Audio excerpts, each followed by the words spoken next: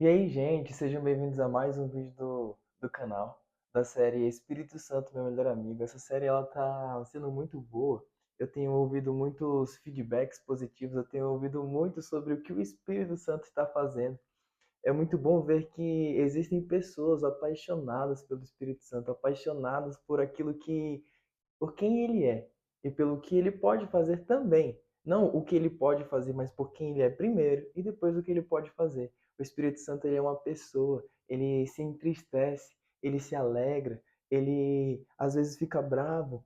O Espírito Santo, ele é aquele que tem a maior profundidade de Deus Pai e de Deus Filho, mas ele também é Deus. Existe o Espírito Santo Pai, o Filho e o Espírito Santo. O Espírito Santo ele é como se fosse a conexão que nos leva a Jesus, que nos leva a experimentar a revelação do que ele fez. E hoje eu queria falar sobre os últimos três dons que ficou faltando da nossa jornada dos dons do Espírito Santo, dos presentes do Espírito Santo, daquilo que ele dá para os seus filhos, daquilo que, sabe, você está andando e você precisa de algo para poder cumprir a vontade de Deus, e ele, pum, te dá um dom. E hoje eu tô aqui numa escola de evangelismo da Cefam.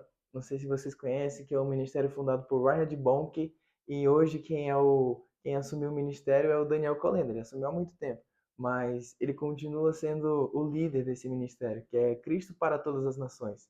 E eu gostei muito de uma analogia que o Daniel fez, que é assim, Deus ele nos dá presentes e imagine a figura de um carrinho. Quando você compra aqueles carrinhos de controle remoto, às vezes, muitas vezes, antigamente, o carrinho vinha sem a pilha e você tinha que comprar a pilha do carrinho.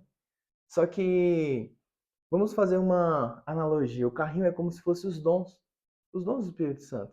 Só que a pilha é como se fosse a graça para operar naquilo, o poder para operar naquilo que ele já deu. Então, quando Deus nos dá alguma coisa, ele nos dá um carrinho sem a pilha. Ele nos dá o carrinho com aquilo que vai fazer gerar eletricidade, que é a graça para operar em algo. É como se eu estivesse fazendo algo na capacidade, no poder de Deus. Eu vou começar aqui com um versículo, que é 1 Coríntios 12, capítulo 10, a parte B do versículo. A outro, discernimento de espíritos. A outro, variedade de línguas. E ainda a outro, interpretação de línguas. Todas essas coisas, porém, são realizadas pelo mesmo e único Espírito, e ele as distribui individualmente, a cada um como quer. Ora, assim como o corpo é uma unidade, embora tenha muitos membros, e todos os membros, mesmo sendo muitos, formam um só corpo, assim também com respeito a Cristo, pois em um só corpo todos nós fomos batizados em um único Espírito, quer judeus, quer gregos, quer escravos, quer livres, e todos nós foi dado beber de um único Espírito. O corpo não é feito de um só membro, mas de muitos. Se o pé disser, porque não sou mão, não pertence ao corpo, nem por isso deixa de fazer parte do corpo. E se o ouvido disser, porque não sou olho, não pertence ao corpo, nem por isso deixa de fazer parte do corpo. Se todo o corpo fosse olho, onde estaria a audição? Se todo o corpo fosse ouvido, onde estaria o olfato? De fato, Deus dispôs cada um dos membros no corpo, segundo a sua vontade. Se todos fossem um só membro, onde estaria o corpo? Assim há muitos membros, mas um só corpo. O olho não pode dizer à mão, não preciso de você. Nem a cabeça pode dizer aos pés, não preciso de vocês. Ao contrário, os membros do corpo que parecem mais fracos são indispensáveis. E os membros que pensamos serem menos honrosos, tratamos com especial honra. E os membros que em nós são indecorosos, são tratados com decoro especial. Enquanto os que em nós são decorosos, não precisam ser tratados de maneira especial, mas Deus estruturou o corpo dando maior honra aos membros que dela tinha falta, a fim de que não haja divisão no corpo, mas sim que todos os membros tenham igual cuidado uns pelos outros. Quando um membro sofre, todos os outros sofrem com ele. Quando um membro é honrado, todos os outros se alegram com ele. E aqui, Paulo está dizendo sobre esses outros três dons e ele termina de uma forma muito magnífica, de dizer que nós precisamos uns dos outros. Não tem como aquele que tem um dom de cura dizer que não precisa daquele que tem um dom de profecia. Não tem como eu dizer que, sei lá, eu tenho o dom de servir, que é um dos dons de Romanos 12, não preciso do cara que tem um dom de governar, sabe? Uns estão para servir, todos estão para servir, mas uns eles estão operando em funções diferentes. Um vai estar organizando, o outro vai estar dando destino, o outro vai estar com a visão, mas quando a gente olha para o todo, somos todos nós o corpo de Cristo, e não tem como o olho dizer que eu não preciso da mão, e nem o pé dizer que eu não preciso dos braços. Por quê? Porque nós temos que andar em unidade. E aí, voltando para o assunto dos dons, é, discernimento de espírito, vou dar alguns exemplos de discernimento de espírito na vida de Jesus. Jesus ele estava andando e ele olhava, pum, ele via que era mal as intenções dos fariseus. E ele já lançava uma pergunta para eles. Por que ele via que era mal? Porque o Espírito Santo mostrava para ele e ele tomava uma atitude. Às vezes o discernimento de espírito parece como um julgamento. Eu olho para uma pessoa e vem aquele pensamento, nossa, eu estou julgando aquela pessoa. Mas eu te digo que o discernimento de espírito, ele não pode ser usado sem a intenção de o amor de Deus estar em nós. O que eu quero dizer com isso? Se eu olho para uma pessoa que ela está tendo problemas de imoralidade sexual, sei lá, o Espírito Santo ele me mostrou, pá, aquela pessoa está com problema com pornografia, um adolescente, tal. E eu chego ali e eu descobri que ele está com isso. O que eu vou fazer com essa informação? Entende? Por isso que a gente tem que amar mais o Espírito Santo do que aquilo que ele tem que nos dar. Porque se eu estou usando o dom, será que eu estou usando o dom da forma que ele quer que eu use o dom? Porque além de ele me dar o carrinho, lembra que ele me deu a pilha, que é a graça para operar naquilo. Então, se eu só uso o carrinho sem a pilha, vai chegar no final, eu vou estar matando uma pessoa porque eu não amei ela. E eu preciso amar como Deus ama ela. Então, a primeira pergunta é quando eu olho para uma pessoa que está passando por um problema e eu vejo aquilo, uma informação do Espírito Santo, eu pergunto, Espírito Santo, o que que eu faço com essa informação? Esse é o primeiro ponto do discernimento de espírito. O que que eu faço com essa informação? E discernimento de espírito não é só com relação a demônios. Eu vou deixar isso mais claro ao longo da nossa conversa. O que que eu faço, Espírito Santo? E aí o Espírito Santo vai dizer, ele vai mostrar a raiz daquele problema naquela pessoa. E aí ele vai me mostrar e eu vou falar assim, o que que eu pergunto para aquela pessoa, o que que eu falo para ela? E aí lá vem o outro dom junto, vem a palavra de conhecimento, vem a profecia, vem os dons juntos. Por quê? Porque o Espírito Santo ele é uma pessoa, ele tem todos os dons. Então, à medida que for necessário, vai haver aquilo, mas isso tem que partir de um lugar de intimidade com ele. E aí, pum, descobri que a pessoa tá ali com problemas de imoralidade e tal. E aí, Espírito Santo, o que que eu faço? E aí o Espírito Santo chega e fala assim: olha, pergunta para ela se você pode orar por ela. E quando você for orar, comece a declarar pureza. Ou conta os seus testemunhos, conta o seu testemunho. E aí você vai dar uma esperança para aquela pessoa. Porque muitas pessoas usam o de discernimento de espírito da seguinte forma: pô, Deus me mostrou, então eu vou chegar lá e vou apontar o dedo na cara daquela pessoa e vou dizer tudo que ela está fazendo de errado. Você não precisa ser profeta para fazer isso, não. Muitas pessoas têm muitos defeitos, a gente não precisa nem do dom do Espírito Santo para dizer o defeito das pessoas. Deus não chamou pessoas para acusar outras pessoas, mas ele chamou filhos para manifestar a sua glória, o seu caráter, o seu amor, quem ele é. Porque toda a criação aguarda ansiosamente a manifestação dos filhos de Deus, aqueles cujos são guiados por ele.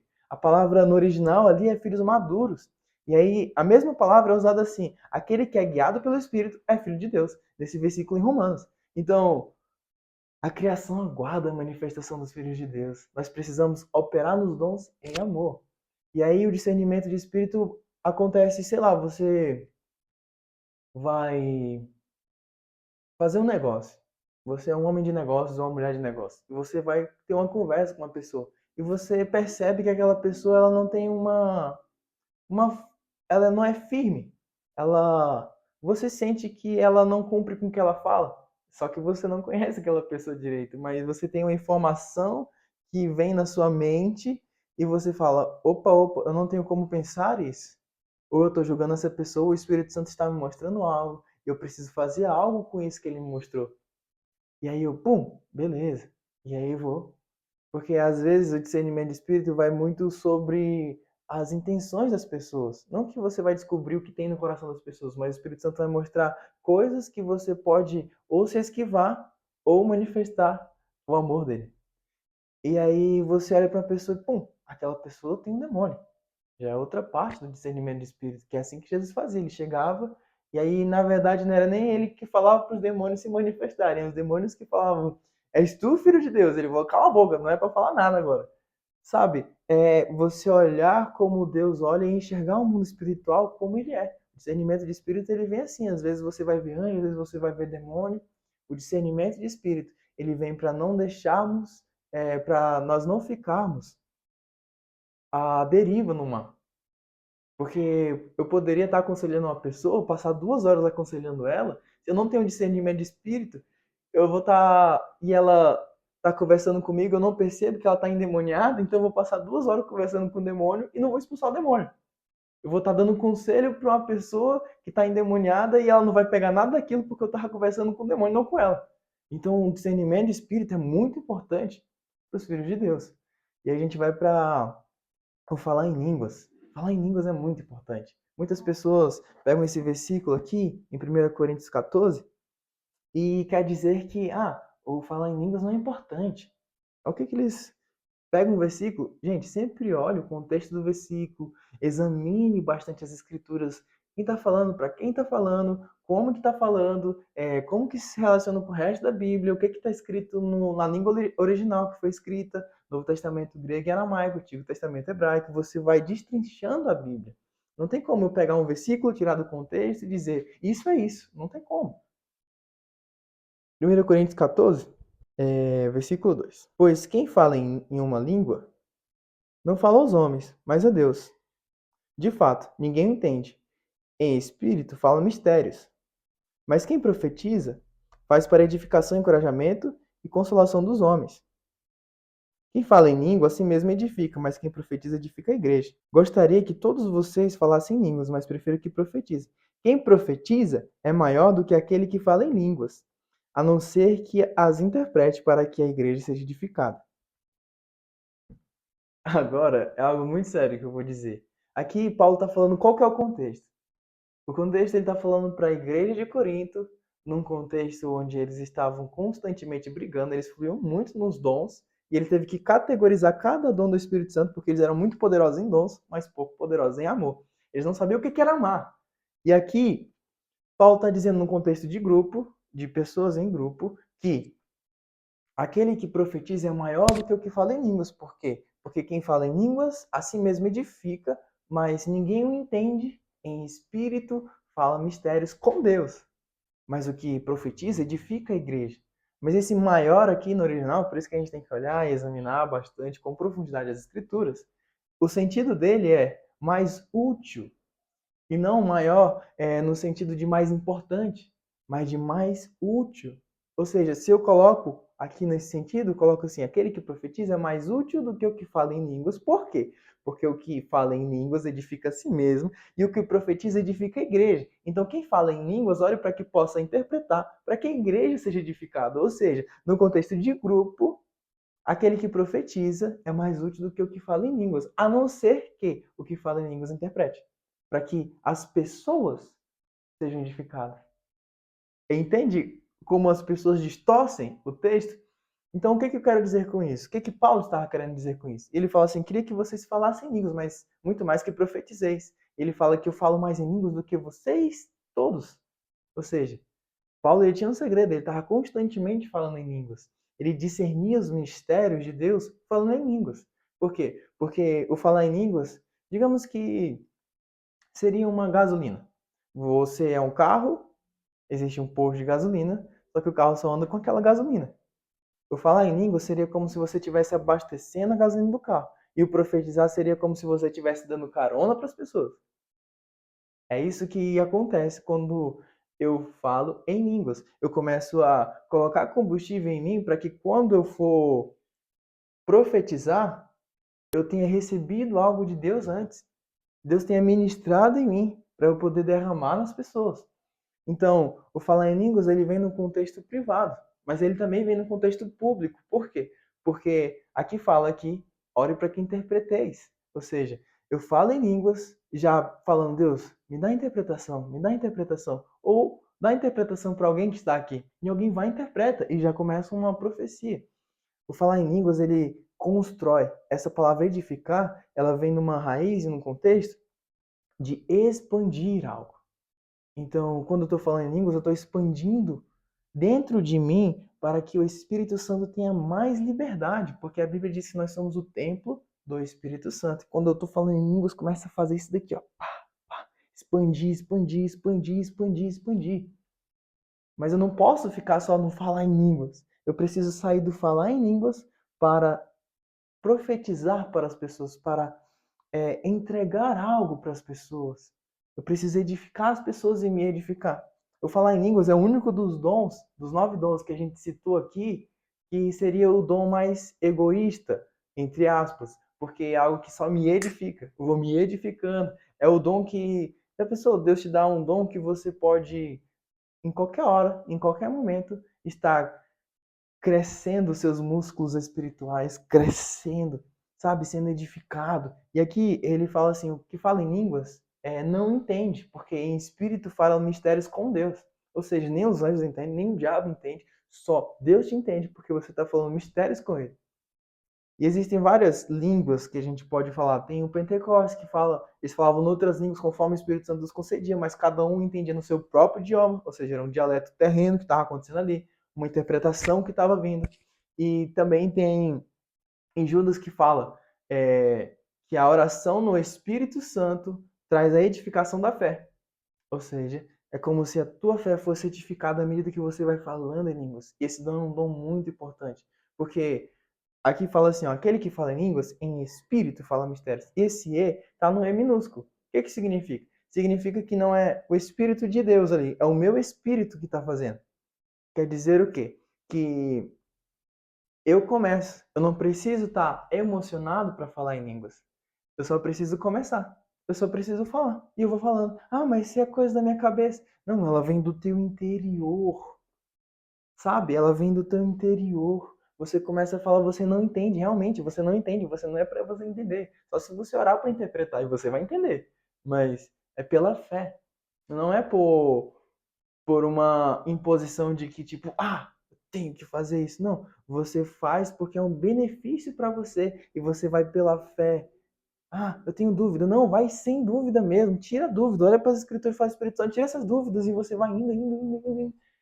Eu vou contar um testemunho. Eu gosto sempre de contar testemunhos porque a gente coloca aqui e fica algo muito distante. E quando a gente traz para o contexto do dia a dia, fica muito mais próximo. Certa vez, eu estava numa reunião com umas pessoas, a gente estava jantando. E.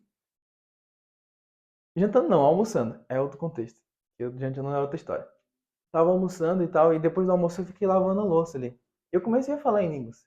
E quando eu olhei pra trás já tava todo mundo falando em línguas e todo aquele negócio. E a gente começou a orar uns pelos outros. E aí uma pessoa tava falando em línguas. E, e eu comecei a interpretar aquilo que ela tava falando. Comecei a repetir. Ela falava e eu interpretava. Ela falava e eu interpretava. E ela tava orando uma pessoa em línguas.